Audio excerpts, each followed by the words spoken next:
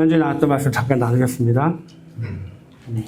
먼저 아무리 논쟁을 말다툼을 해도 미워하면 안 됩니다. 저희 교회 안에서 의견이 다를 수 있습니다. 갈등이 생길 수도 있어요. 그러나 그 안에 미움이 있으면 안 된다고 했죠. 미움이 없길 소망합니다. 두 번째, 은사는 교회를 섬기고 세우라고 주신 것입니다. 은사는 여러 가지고 다양합니다. 그러나 주신 분은 삼위 하나님이라고 그랬어요. 섬기는 것도 여러 가지 방법으로 섬길 수 있다고 했습니다. 그런데 그 섬김은 오직 주를 섬기라고 하셨어요. 그래서 우리가 받은 모든 은사들, 우리에게 임하는 모든 은사들은 교회를 섬기고 세우라고 주신 것입니다. 나의 영광을 위하여서 사용하지 마시기 바라요. 셋째, 사랑은 성령의 은사를 온전하게 해줍니다. 성령의 은사가 9가지였죠. 10이 아니었어요. 10가지가 아니란 것은 부족하다는 거였어요. 그 부족한 것을 채우는 것이 사랑이라고 했습니다. 그래서 성령의 은사는 사랑을 가지고 행할 때 유용하다. 하나님의 나라를 세울 수 있다고 했습니다. 오늘 말씀은 13장인데요. 길어요. 그래서 최대한 짧게 하겠습니다. 최대한. 13장은 여러분들 다 아시는 말씀이에요. 다 외우셨어요. 이미. 여기 있는 분들 이렇게 보면 몇 분 빼고도 아니겠다. 다 아시겠다. 한국에 가요도 있었잖아요. 사랑에 대한 가요. 13장을 가지고 가요 불렀었죠. 한국의 유명한 가수가. 그래서 웬만한 분들, 안 믿는 분들도 이 13장을 외워요. 노래를 따라 하다 보니까. 그런데 이 13장에서 얘기하는 사랑, 이 사랑이 정말 그 사람, 세상이 얘기하는 그 사랑이겠어요? 아니겠죠. 여기서 얘기하는 사랑은 다른 차원의 사랑이겠죠. 세상에서 얘기하는 사랑은 3가지가 있습니다. 헬라어에도 사랑이 3가지, 원래 2가지예요. 정확히 얘기하면 2가지입니다. 에로스의 사랑과 필로스, 필리아라는 사랑. 아시는 것처럼 에로스는 뭘 가지고 싶은 소욕인 거예요. 소욕. 어떤 물건이 있어요. 저걸 내가 정말 갖고 싶어. 그만큼 사랑해. 그때 쓰는 게 에로스입니다. 이것이 이제 이성에게도 쓰는 거죠. 남녀간에. 그리고 필리아, 필로스. 이것은 우정. 이거예요. 2가지가 있었어요. 아가페라는 사랑은 없었습니다. 원래. 왜 없겠었어요? 헬라 사람들이 하나님의 사랑을 알았어요? 몰랐어요. 그래서 아가페라는 단어 자체가 원래 환영하다는 뜻이었어요. 환영하다. 웰컴. 그런데 이 사랑하다, 환영하다, 아가페란 단어도요, 없어져가는 단어였습니다. 사장돼서 쓰지도 않는 단어였어요. 그런데 이 단어가 어떻게 탁 끄집어내서 사용이 시작됐냐면, 이 출처가 참 중요합니다. BC 250년 전후해가지고 아시는 것처럼 70인력이 생기죠. 히브리 성경을 헬라어로 바꿉니다. 그때 민수기입니다. 신명기서 7장. 7장에 보니까 여호와께서 너희를 기뻐하시고 너희를 택하심은 너희가 다른 민족보다 수요가 많기 때문이 아니니라. 너희는 오히려 모든 민족 중에 가장 적으니라. 8절에 여호와께서 다만 너희를 사랑하심으로 말미암아 너희를 속량하셨다. 여기서 여호와 하나님의 사랑이 나와요. 이 사랑이 아하바입니다. 히브리어로. 이 아하바, 하나님의 사랑. 이것을 어떻게 표현을 해야 되지, 헬라어로? 70인의 학자들이 모여서 연구를 한 거예요. 그때 이 사랑을 어떻게 표현을 해야 될까 하다가 아가페란 단어를 끄집어낸 거예요. 환영하다. 이거를 쓰자. 쓴 거예요, 그냥. 그리고 나서 세월이 흐릅니다. 예수님이 오셨어요. 교회가 생겼어요. 그리고 사도 중에 바울과 요한. 사도 바울과 요한이 아가페라는 단어를 쓰는 거예요. 어디에 쓰느냐? 하나님의 우리를 향하신 사랑. 독생자 예수를 우리를 대신해서 내어주신 그 내어주신 사랑, 대속의 사랑에 아가페를 쓴 거예요. 그래서 이것이 아가페 사랑이다. 정의를 한 거예요. 그래서 성경에서 대부분이 요한과 바울이 쓰는 단어들이 아가페 사랑을 많이 씁니다. 그래서 아가페가 세월이 흐르면서 이것은 하나님이 우리를 향하신 그 사랑이구나. 정의를 하는 거예요. 계속. 그래서 지금까지 내려온 겁니다. 그래서 아가페라는 사랑은, 아가페 사랑은 1세기에도 헬라 사람들은 몰랐던 거예요. 그렇잖아요. 교회가 처음 시작됐어요. 1세기에 교회가 시작됐죠. 그런데 이 교회라는 거를 헬라 사람들이 본 거예요. 딱 봤는데 이거 뭐지 대체? 이 사람들이 모여가지고 매일 떡을 떼고 얘기하면서 교제하면서 하나님의 말씀을 나누고 찬양을 해요. 때리고 탄압을 해도 살아남아요. 오히려 더 찬양을 하는 거예요. 대체 이 조직은 뭐야? 이 공동체가 뭐지? 그래서 그 당시에 썼던 단어가 미아푸시케라는 단어가 있어요. 이게 빌립보에서 제가 한번 썼던 건데, 미아푸시케가 한 뜻, 한 마음이라는 뜻이에요. 아, 그 뜻이 나중에 나가서 사랑의 공동체가 되는 거예요. 아, 이 교회 공동체를 어떻게 정의할까? 사랑의 공동체로 정의하자.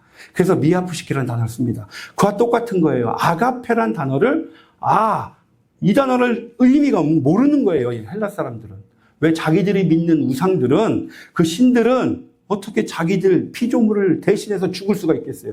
그들의 생각에서는 이해가 안 가는 단어였던 거죠. 그래서 그 단어 자체가 없었는데 바울과 요한이 쓰기 시작합니다. 하나님의 사랑이다. 우리를 대신해 주신 그 위대하신 지극한 사랑이야. 그렇게 해서 사랑이 시작이 되는 겁니다. 아가페라는 단어가. 자, 고린도전서 13장을 보면요. 13장을 보면요. 12장부터 14장까지 은사장이라고 그랬잖아요. 근데 12장도 은사고 14장도 은사예요. 그 중간에 사랑장이 들어왔어요. 그래서 12장과 14장을 연결하잖아요. 직접. 아주 자연스럽습니다. 13장이 없어도 돼요. 그런데 세상 사람들 중에 일부는 이 편집되었다. 이 13장은 후대에 누군가가 끼워 넣은 거다. 왜 거기에 생뚱맞게 사랑이 들어가냐? 라고 편집서를 주장하는 사람들이 있어요. 그런데 우리가 12장부터 14장을 쭉 보면 13장이 당연히 들어가야 돼요. 저희가 볼 때는 당연히. 그래서 12장 은사, 14장 은사 사이에 사랑이 있는 거예요. 왜? 은사 중에 가장 중요한 게 사랑이기 때문에 사랑을 강조하기 위해서 사도 바울이 13장 중간에 사랑장을 넣은 겁니다. 그러니까 이 편집서를 주장하는 사람들의 주장이 틀리다는 거예요. 그래서 1절부터 볼까요? 13장은요, 딱 세 부분으로 나눕니다. 1절부터 3절, 4절부터 7절, 8절부터 13절, 딱 세 부분으로 나눠요. 그래서 1절부터 3절까지는 사랑이 없는 은사는 소용이 없습니다가 주제예요. 4절부터 7절은 사랑이 무엇인가, 사랑에 대한 정의를 내리고요. 8절부터 13절까지는 사랑은 영원합니다가 주제예요. 그래서 첫 번째 1절부터 볼까요? 내가 사람의 방언과 천사의 말을 할지라도 사랑이 없으면 소리나는 구리와 울리는 꽹과리가 된다. 사람의 방언, 이 방언이라는 단어는 사도행전 2장에 많이 쓰이죠. 사도행전 2장에 보면 성령이 임했어요. 그때 오순절날 성령이 임하고 막 방언을 하죠. 그때 한 방언은 외국어예요. 우리가 알아듣는 외국어로 방언을 한 거예요. 그 방언입니다. 사람의 방언, 사람의 말이에요. 그리고 천사의 말, 하늘나라의 말이겠죠. 이게 방언이겠죠, 이것도. 그러니까 우리가 말을 하는 거예요. 말을 하는데 사랑이 없이 말해요. 그것은 소리 나는 구리. 그냥 구리를 탬버린처럼 그런 소리만 나는 거예요. 꽹과리 소리 나죠. 그런데 이때 이 당시에 이방인들이 우상 숭배할 때 쓰던 게 자기들의 신을 깨우기 위해서 막 징을 친 거예요. 꽹과리 친 거예요. 우리 신이시여 깨어나십시오. 신이 자고 있었나 봐요. 그래서 그걸 치는 거예요. 이 깨어나라고. 그리고 한편으로는 한국에 보면 무당들이 막 방울 들고 추죠. 잡귀야 물러가라 하고 추죠. 자기들이 섬기는 게 잡귀인데 잡귀야 물러가라 하는 거예요. 그때 쓰는 거예요.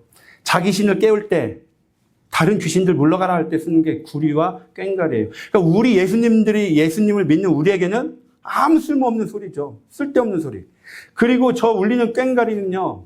악기 중에 보세요. 보통 악기들은 도레미파솔라시도가 있잖아요. 치면 소리네, 미네 알잖아요. 이것은 없는 거예요. 도레미파솔라시도 없는 거예요. 그냥 아무 의미 없는 소리인 거예요. 그러니까 우리가 사랑이 없이 말하는 거 그 자체는 아무 의미가 없습니다. 어떠한 열매도 선한 영향력 아무것도 없어요. 그 얘기를 하고 있는 거예요.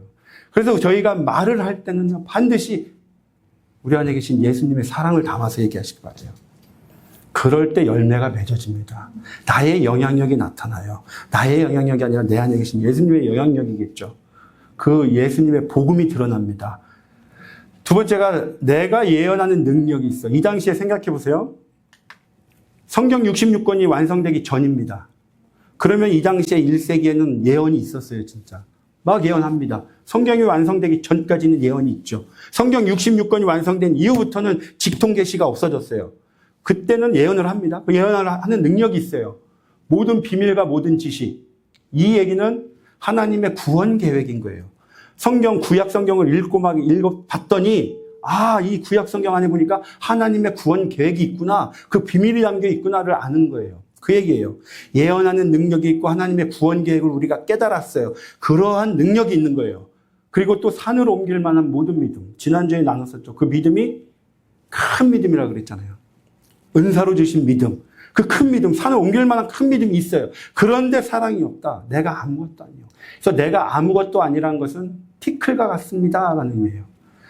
아무리 내가 능력이 있어도 내 존재 자체가 티클과 같은 존재입니다. 티클은 어떤 존재예요?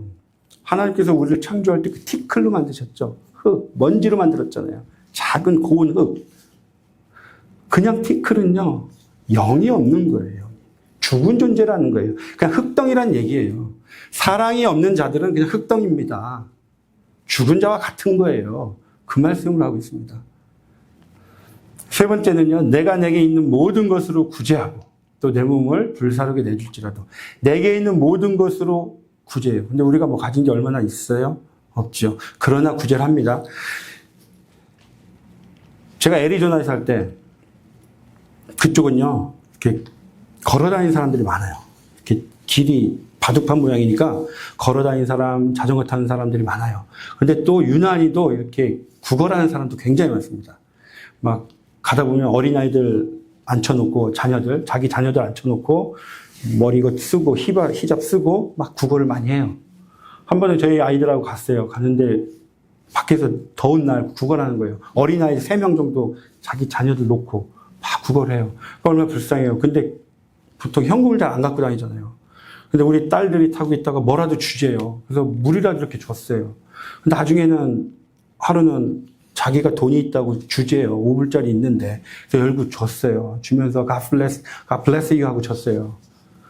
그래서 내가 주고 나서 오면서 생각을 해봤죠. 여러분, God bless you 했으면 그 자매가 자기가 믿는 신이 준다고 믿을 거 아니에요. 내가 믿는 힌두교 신, 내가 믿는 알라, 우리 신이 주었네. 이렇게 생각하잖아요. 그래서 우리가 구제를 할 때요, 반드시 예수의 이름으로 해야 돼요. 그 다음부터는 반드시 Jesus loves you. 그렇게 얘기하고 주는 거예요. 지저스를 빼고 주면은 사랑이 없이 주는 거예요. 이게. 사랑은 예수 그리스도잖아요. 그래서 반드시 우리가 구제할 때, 누구를 도와줄 때는 예수의 이름으로 하시기 바라요. 보세요. 또 내 몸을 불사르게 내줄지라도. 무슬림들 자살 테러 많이 하죠. 자기가 지금 테러해서 내가 죽으면 순교를 하면 천국에는 수많은 여인들이 나를 환영해 준대. 그래서 막 자살 테러 합니다. 필요 없는 거예요. 사랑이 없기 때문에. 예수님이 없기 때문에. 그래서 내게 아무 유익도 없느니라. 이 유익이란 단어가 상업용, 상업할 때, 무역할 때 쓰는 말입니다. 남는 게 없다라는 뜻이에요. 내가 사랑이 없이 뭘 구제를 하고 내 사랑 없이 내 몸을 불사르게 섬기고 한다 할지라도 내 의로 하는 거예요. 그것은. 그럴 때 남는 게 아무것도 없더라. 그 얘기를 하고 있습니다. 그래서 우리가 사랑으로 말하고 행할 때 열매가 맺혀지게 되어 있어요. 사랑으로 말하고 행한다는 것은 곧 예수의 이름으로 말하고 행할 때예요. 무엇을 행하든지 예수의 이름으로 행하시기 바라요. 그 예수의 이름은 곧 사랑입니다. 4절부터 7절까지는요, 사랑에 대한 정의입니다. 정의.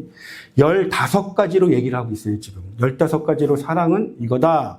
라고 얘기합니다. 첫 번째, 사랑은 오래 참고 사랑은 온유하답니다. 사랑은 오래 참아요. 여기서 오래 참다는 단어가 무슨 의미냐? 누군가가 나에게 해를 끼쳐요. 해코지를 하는 거예요, 저한테. 소문을 내고 어떤 물리적인 손해를 보게 끼치든지 나를 공격을 한 거예요. 이것에 대해서 그냥 참는 거예요. 견디는 거예요. 그리고 온유하다라는 것은 나에게 누군가가 공격을 했어요. 그런데 그것을 참고 견딜 뿐만 아니라 선으로 대해주는 거예요. 그게 온유예요. 여기서 오래 참고 온유한 자 보세요. 오래 참다. 여러분, 힘이 없고 약한 자가 핍박을 받아요. 이게 참는 거예요? 그러니까 당하는 거예요. 내가 힘이 없고 아무 능력이 없는데 나를 핍박을 하는데 내가 대들 수도 없어요. 대들어봤자 지니까. 그거는 내가 당하는 거예요, 그냥.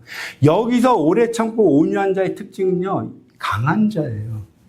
내가 이 사람이 날 공격을 해? 너 얼마든지 한 방에 그냥 할 수 있어. 근데 내가 참는 거야. 왜? 사랑이 있으니까 참는 거야. 그래서 오래 참고 온유한 자는 참는 거예요. 내가 당신보다 세지만, 내가 당신 공격 얼마든지 물리칠 수 있지만 참고 있는 거예요. 그래서 베드로후서 3장 7절에 보면 하나님께서 오래 참으사 모든 사람이 회개하고 주님께 돌아오기를 원하신다고 말씀하시죠. 그때 그 오래 참는 거예요. 하나님이 우리를 향해서 오래 참으시는 것처럼 우리도 우리에게 덤비는 자들, 우리를 공격하는 자들, 해를 끼치는 자들, 감정적으로 자꾸 찌르는 자들에 대해서 참는 거예요. 그거예요. 성경에는 온유한 자가 있지요. 내가 손해를 끼치지만 내가 너보다 뛰어나지만 능력이 있지만 참는 자. 대표적으로 요셉이 있죠. 창세기 45장에 보면 그 형들을 보고 얘기하잖아요. 형들이 애굽으로 내려와서 곡식을 청할 때 형들 염려하지 마세요. 온유하지 않았다면 어떻게 했겠죠, 요셉이. 그런데 요셉이 얘기합니다. 형들 무서워하지 마세요. 나를 보내신 것은 하나님이십니다. 하나님이 나를 미리 일리 보낸 거예요. 형들이 나를 판 게 아닙니다. 라고 형들을 선대합니다. 또 누가 있었나요? 모세가 있습니다. 대표적으로. 민수기 12장 볼까요? 모세가 구스 여자를 취하였더니 미리암과 아론이 구스 여자를 취한 거에 대해서 비난을 합니다. 비방을 해요. 이 구스 여자가 누군지에 대해서 나중에 제가 다시 길게 설명해 드릴게요. 나중에. 이 구스 여자를 받아들였더니 결혼을 했더니 비방을 해요. 그런데 2절 보세요. 이 미리암과 아론이 비방한 것은 그 결혼의 문제가 아니었던 거예요. 너만 하나님과 얘기하니? 모세, 너만 하나님과 얘기할 줄 아는 줄 알아? 나도 하나님과 소통해. 모세의 직위, 직분에 대해서 불만을 품고 얘기하는 거예요. 그런데 이 결과가 어떻게 되나요? 하나님께서 미리암에게 나병을 주시죠. 그런데 3절에 보냈으니까 모세는 온유한 자라. 그래서 미리암이 나병에 걸리지만 모세가 부르짖어요. 고쳐주시옵소서. 이게 온유한 자예요. 나에게 해코지하고 나를 힘들게 하고 나를 공격하라 하지만 그 사람을 선으로 대해주는 거예요. 그를 위해서 기도해 주는 거예요. 이게 온유한 자예요. 그 온유한 자가 사랑이 있는 자예요. 여러분 마음속에 아유 저 집사 꼴보기 싫어. 있지요? 아유 다 없으시네. 감사합니다. 없네. 예, 없습니다. 없으시길 소망합니다. 예. 그분들을 위해서 기도해 주세요. 기도해 주시기 바랍니다. 그래서 강하고 능력 있는 자는 오래 참고 온유할 수 있습니다. 어떻게 우리가 강하고 능력 있겠어요? 우리는 그런 자가 아니잖아요. 말씀이 안에 있기 때문이에요. 예수님이 안에 있기 때문이에요. 여러분 안에 예수님이 있을 줄 믿습니다. 예. 계속해서 시기하지 아니하며 자랑하지 아니하며 교만하지 아니합니다. 자, 고린도 교회 사람들 중에 시기하는 자가 많았어요. 왜 시기했겠어요? 은사를 받지 못해서. 나는 은사를 받지 못했어. 근데 저 사람을 보니까 은사가 너무 많아. 와, 저 사람을 보니까 막 돈 버는 은사가 있어서 막 재물이 막 붙어요. 너무 부러운 거예요. 저 사람은 항상 웃어요. 어떤 고난이 닥쳐도 항상 웃고 있어요. 와, 나는 이렇게 힘들어 죽겠는데. 시기하는 겁니다. 사랑이 없으니까. 자랑해요. 자기가 은사가 없어서 시기했는데 하나님께서 은사를 딱 주셨어요. 근데 내가 은사가 생긴 거예요, 어느 날. 근데 그걸 가지고 이제 자랑을 하기 시작합니다. 자네 아직도 못 받았어? 아, 어떻게 아직도 은사가 없어? 기도해. 기도 안 하니까 그러지. 이렇게 되는 거예요. 자랑합니다. 그런데 결국 그 자랑이 교만으로 넘어가더라는 거예요. 그래서 사랑이 없이 받은 은사, 그 은사가 어떻게 되느냐? 시기에서 자랑으로 가는 거예요. 교만으로 가는 겁니다. 그래서 우리가 사랑, 은사를 받았는데 그 은사가 나에게 사랑이 있잖아요. 그럴 때 시기와 자랑과 교만이 안 일어나는 거예요. 그 은사를 내가 사랑이 있는 상태로 은사가 있어요. 그러면 우리 지체 중에 누가 잘 돼요? 같이 행복한 거예요.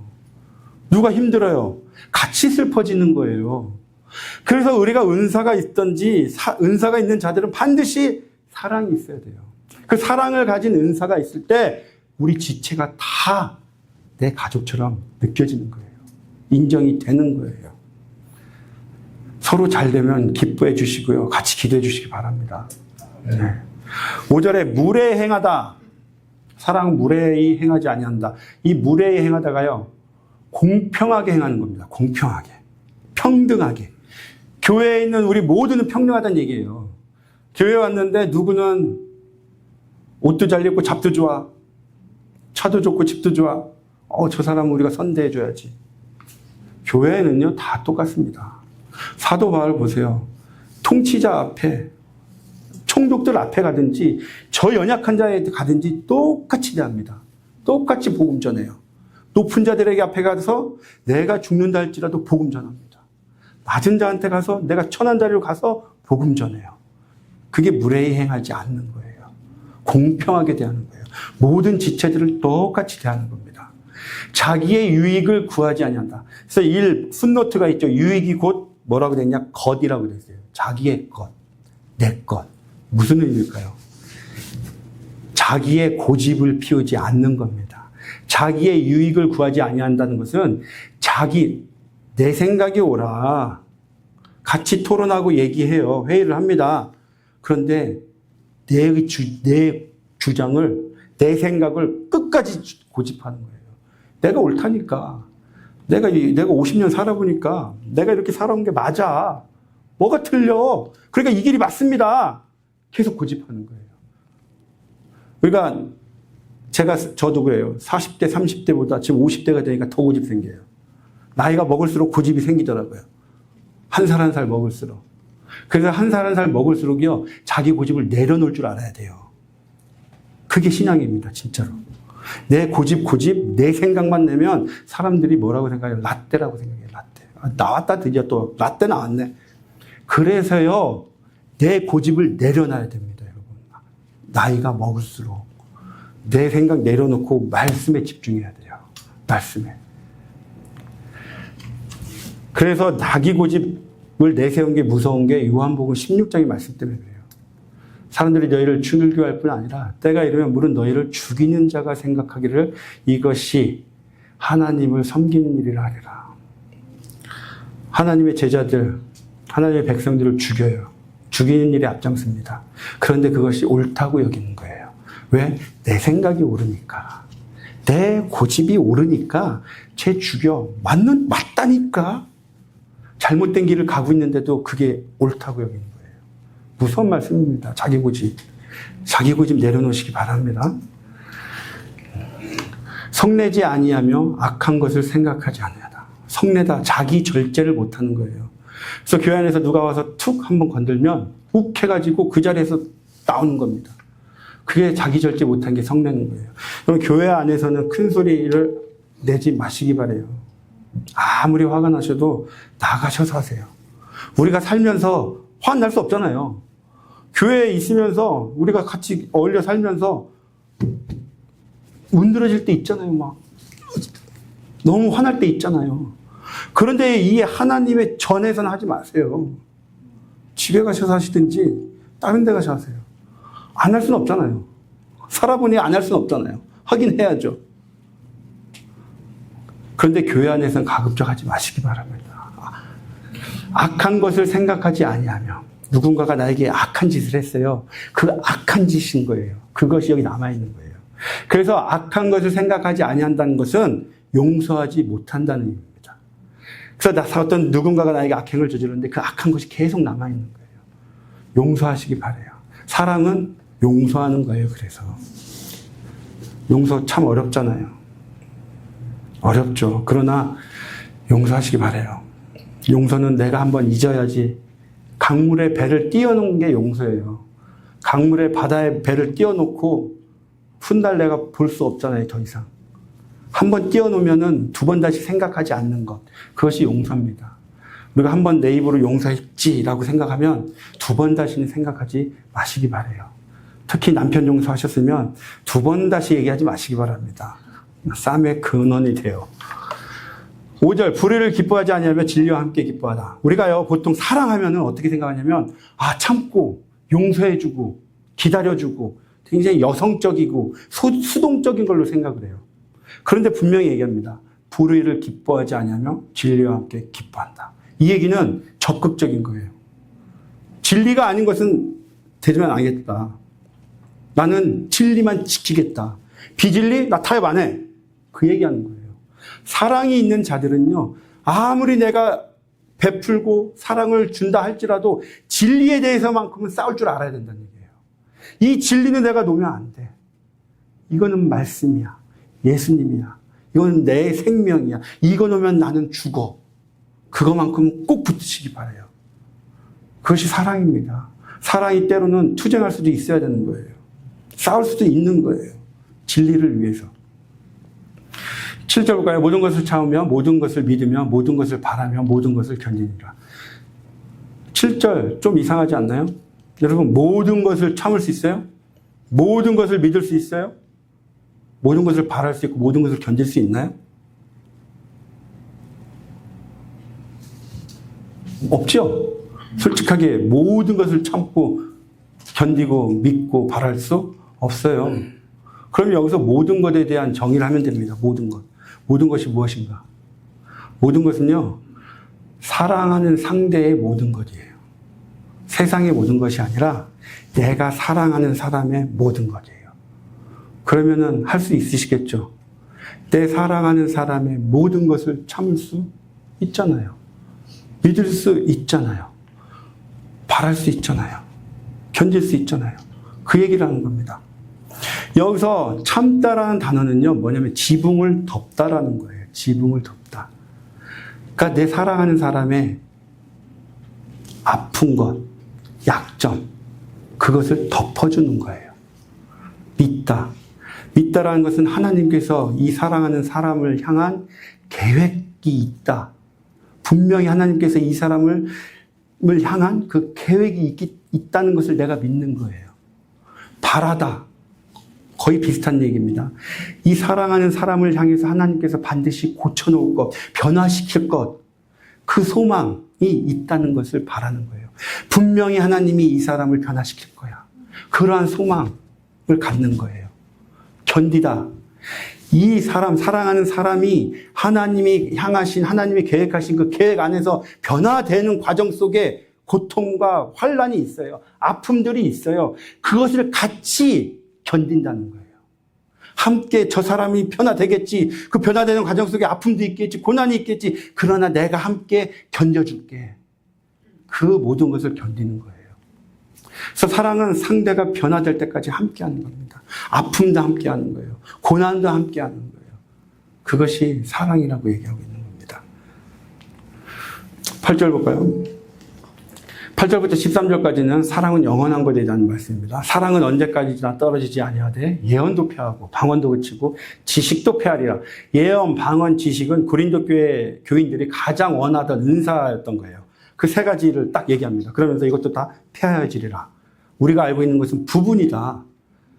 온전한 것이 올 때는 부분적으로 하는 것이 폐하리라. 온전한 것이 올 때 마지막 심판이죠. 심판이 올 때는 이 땅에 있는 예언도 없어질 것이고 방언도 없어지고 지식도 다 없어질 것이라. 예수님이 오실 때는 예언이 필요 없죠. 예언이 완성되니까. 방언도 다 필요 없죠. 지식도 다 필요 없습니다. 모든 것이 완성이 되니까. 11절 내가 어렸을 때는 말하는 것이 어린아이와 같고 갑자기 지금 사도 바울이 어린아이의 얘기를 합니다. 그러면서 장성한 사람을 얘기해요. 왜 갑자기 여기서 어린아이의 말을 할까? 그리고 장성한 사람을 얘기를 할까? 왜 이 언급을 할까? 우리가 4절부터 7절까지 해서 사랑은이라고 정의를 내렸죠. 자, 여기서 사랑은, 저 사랑이란 단어예요. 어린아이는으로 한번 넣어볼까요? 그리고 읽어볼까요?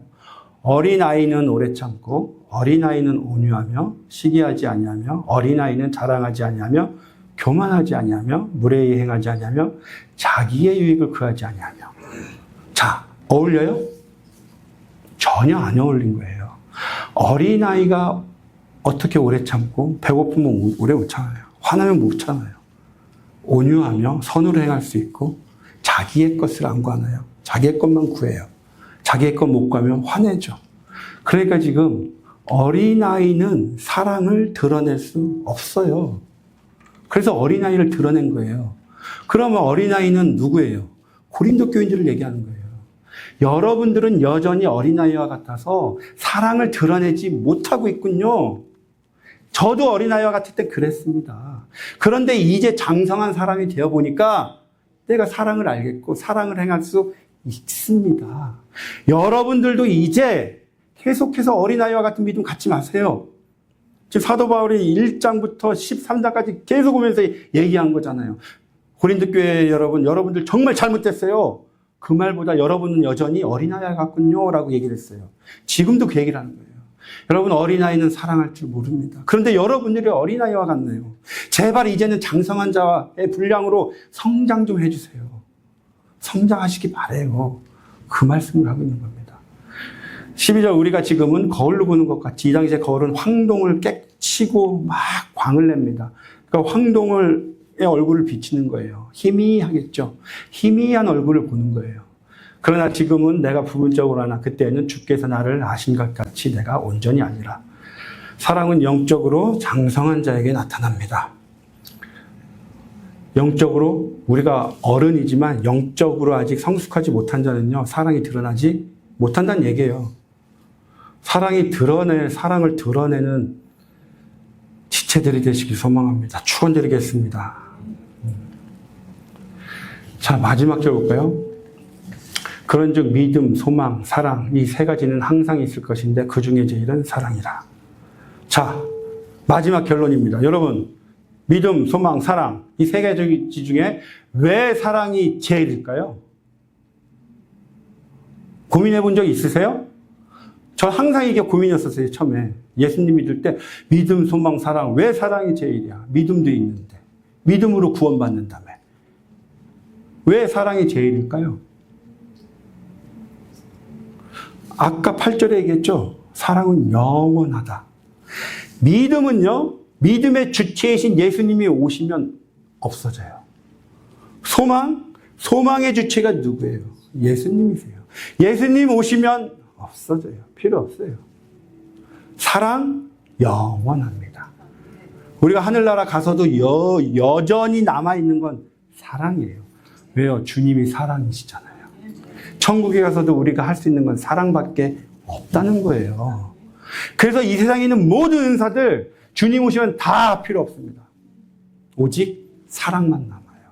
그래서 사랑이 제일이라 라고 말씀하고 계십니다. 여러분, 그 사랑이 예수님이세요. 그 예수님이 말씀으로 우리 안에 계신 거예요. 그래서 날마다 말씀 묵상하시기 바라요. 날마다 예수님 만나시기 바라요. 말씀으로 예수님 만나서 날마다 내 안에 사랑으로 가득 차시길 바라요. 그 사랑을 날마다 나가셔서 만나는 모든 자들에게 전해주시기 바라요. 그게 하나님의 나라에 쓰임받는 유일한 길입니다. 그런 저와 여러분이 되시길 주님의 이름으로 축원드리겠습니다. 네, 기도드리시겠습니다. 하나님 아버지 감사합니다. 저희 안에 사랑이신 예수님이 말씀으로 임재하여 주시니 감사합니다. 말씀으로 주님을 만날 수 있으니 감사합니다. 저희에게 그 길을 열어주시니 감사합니다. 날마다 주님의 말씀으로 우리 심령이 사랑으로 충만케 채워주시옵소서. 말씀으로 주님을 만남을 통해서 그 사랑 가지고 세상 나가서 세상을 이길 수 있도록 인도하여 주시옵소서. 감사드리며 예수님의 이름으로 기도드렸습니다. 아멘.